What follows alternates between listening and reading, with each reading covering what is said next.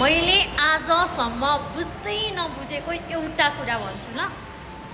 किन दोस्रो व्यक्तिलाई क्या आफूले गर्न नसकेको काम छ भने दोस्रो व्यक्तिले पनि गर्न सक्दैन होला भनेर नेगेटिभ चाहिँ किन बनाउँछौ क्या तिमीहरूले?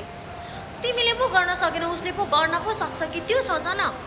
तिमीले नगर्न सक्नुको मुख्य रिजन चाहिँ के हो थाहा छ? तिमीले गिभ अप गर्नुको मुख्य एउटा रिजन भनेको चाहिँ तिमीले धैर्यता नै गर्न सकेनौ क्या।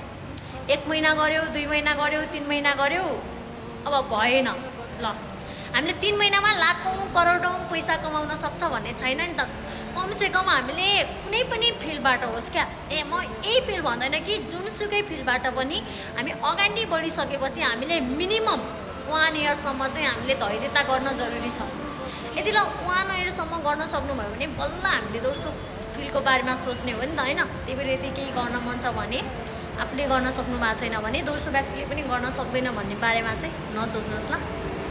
धन्यवाद।